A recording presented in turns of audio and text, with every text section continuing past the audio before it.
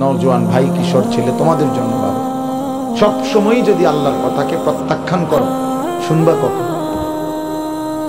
কোন সময় যদি কোরআন তোমার গায়ে না লাগে, তোমার বিবেকে না লাগে, তো শুনবা কখন ভাই?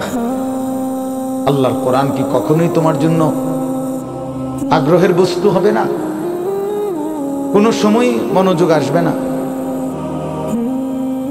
কোরআন শরীফে আছে ফাবি আইয়ি হাদিসিন বাদাহু ইউমিনুন। আল্লাহ বলে, বান্দা, কোরআনের চাইতে দামি আর কোন কথা বললে তুমি বিশ্বাস করতে? বলো, এর চাইতে দামি আর কি বলতাম আমি আল্লাহ? আমি আল্লাহ বলেছি, সর্বশ্রেষ্ঠ ফেরেশতা জিব্রাইলের মাধ্যমে পাঠিয়েছি, সর্বশ্রেষ্ঠ রাসূল আমার প্রিয় বন্ধুর কাছে পাঠিয়েছি। 23 বছর আমি আল্লাহ বলছি, 30 পারা কোরআন নাজিল করেছি। এরপরে আর কি বলতাম আমি? কিভাবে বলতাম? এর চাইতে দামি, এর চাইতে শ্রেষ্ঠ আর কোন কথা বললে তুমি মেনে নিতে? কোরআন শরীফে আল্লাহ জানতে চাইছে আমাদের কাছে। এই জন্য দোস্ত, এই জন্য বাপ, খুব লম্বা বয়ান করার মতো সময় সুযোগ আমার কাছে নাই। আমি প্রথম অনুরোধ করলাম, মনোযোগ থাকা দরকার। আমার বয়ান হোক আর যার বয়ান হোক, নিজ মহল্লার ইমাম সাহেবের বয়ান হোক আর একেবারে চাঁদের দেশের হুজুর হোক, যে মনোযোগী হয় তার জিন্দেগি বদলায়। মনোযোগী না হলে গাফেল, তো আপনার জন্য কাবা শরীফের ইমাম আনলেই কি? আপনার জন্য মদিনার মসজিদে নববীর ইমাম সাহেব আনলেই কি? আপনার তো সিদ্ধান্ত পরিবর্তন হবেন না। তাইলে পৃথিবীর সবচেয়ে বড় হুজুর আনলেই কি হবে আর না হবে? যে সিদ্ধান্তই নিছে যে আমি ফজরের নামাজ পড়ব না, তো তার জন্য হুজুর বদলায় লাভ কি? যে সিদ্ধান্তই নিছে আমি হালাল খাবো না, আমি সুদ কিস্তি এটা ছাড়ব না, এটা আমার সিদ্ধান্ত, তাইলে তার জন্য হুজুর বদলাইয়া লাভ কি? বড় থেকে বড় হুজুর এনে লাভ কি ভাইয়া, যদি আমার দিল উল্টানো থাকে? এই যে হাদিসের মধ্যে আছে, আল্লাহ ভাই বুট খায়ও না, বুট খায়ও, মনোযোগ দাও। ছেলেরা, আমি আবারও বলছি ভাইয়া, পরস্পর কথা বলো না। ফালতু অভ্যাস ছাড়তে না পারলে তুমি উঠে যাও, আমার কোনো মানা নেই। আমি কথাই বলবো অল্প একটু। দোস্ত, মনোযোগ না দিলে তুমি বাহিরে ঘোরো, আমার কোনো অসুবিধা নাই। বললাম, আমি ব্যক্তিগতভাবে শ্রোতা গুণী না, এটা আমার কোনো সময়ের মাথা ব্যথা না। ছোট বড় সব মাহফিলে আমি সমান তালে বয়ান করি, এটা আমার আজীবনের অভ্যাস। আলহামদুলিল্লাহ, এই অঞ্চলটা আমার পায়ে হাঁটা অঞ্চল। এখনো না আমি আসছি গাড়িতে, কিন্তু আমি তো এগুলো পায়ে হাঁটে হেঁটেই আসছি। তাইলে যখন আমার আরো ছোট ছোট মাহফিল ছিল, তখনও আমি 3-4 ঘন্টা বয়ান করে গেছি। ব্যস্ততার কারণে সময় মিলানো যায় না, এতটুকুই সমস্যা, আর কিছু না। জোহরের পর থেকে বয়ান শুরু হয়েছে, এখনো চলতেছে, আরো বয়ান আছে। হ্যাঁ, মুরাদনগর আবারও বয়ান আছে। এমনি বললাম, অর্থ হইল আল্লাহর জন্য বলতে থাকা। এজন্য দোস্ত, বন্ধু আমার, মনোযোগ দিলে ভালো। জীবনটা সবসময় একরকম খামখেয়ালি, গাফলতি, অবহেলায় অবহেলায় চলে গেল, তো রাত তো আর ফিরবে না, দিন তো আর ফিরবে না, এই সময় আর হবে না। 17ই ফেব্রুয়ারি 2025 আর আসবে না। আগামী বছর 17ই ফেব্রুয়ারি হবে, কিন্তু সেটা হবে 2026।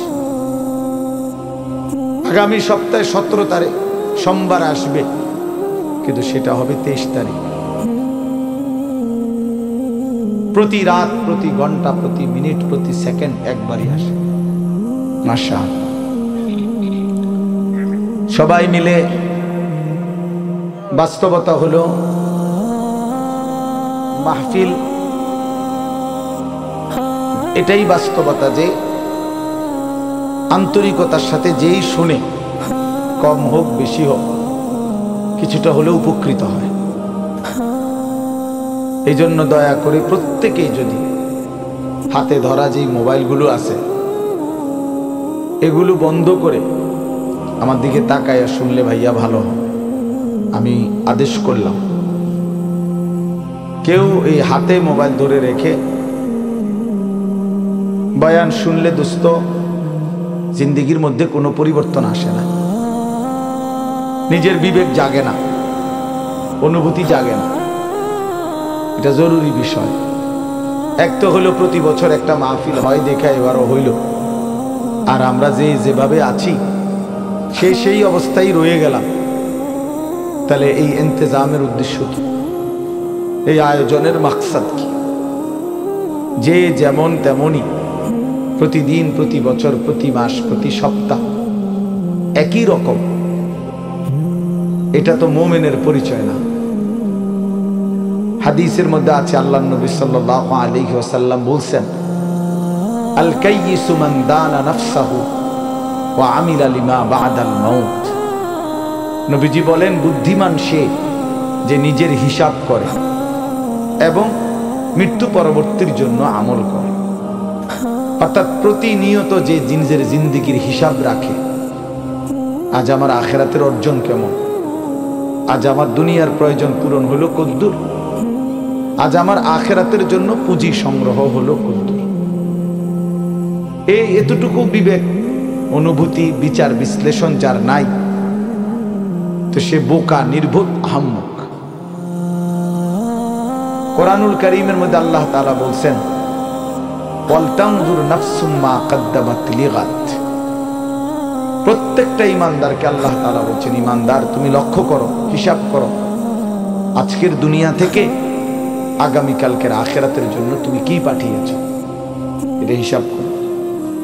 তোমার হিসাব যদি তুমি না করো, কে করবে? নিজের ভালো, নিজের ভাবনা, নিজের বুঝ যদি কারো না বুঝে আসে, কে ভাববে? কে ভাববে? আমাকে নিয়ে ভাববে কে?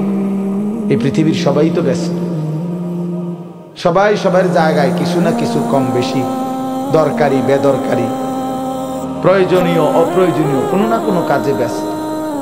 সময় ঠিকই যাচ্ছে, হয় ঘুমে, নয় অবহেলায়, নয় অলসতায়, নয় পরিশ্রম, একটা না একটা কিছু কইরা সময় তো চলে যাচ্ছে। কার হিসাব কে নিবে? কার জিন্দেগির খবর কে রাখবে? এজন্য বলে যে হাসিবু ক্বাবলা আন তুহাসাবু। আল্লাহ পাক তোমার হিসাব নেওয়ার আগে তুমি নিজের হিসাব নাও, তুমি নিজের হিসাব নাও। এজন্য মনোযোগ জরুরি, মনোযোগ জরুরি। আন্তরিকতা নিয়ে শুনলে ধীরে ধীরে বিবেক জাগে। একদিনে মানুষ বদলায় না, কিন্তু ধীরে ধীরে শুনতে শুনতে একটা সময় জিন্দেগি বদলায়। একটা পাথরের উপরেও যদি ধারাবাহিক পানি পড়ে, বৃষ্টির ফোঁটা, একটা সময় এই শক্ত পাথরের মধ্যে একটু ছিদ্র হয়ে যায়, ডাইবা যায়। তাইলে আল্লাহর কোরআন, আল্লাহর কথা, আল্লাহর কালাম আমাদের জন্য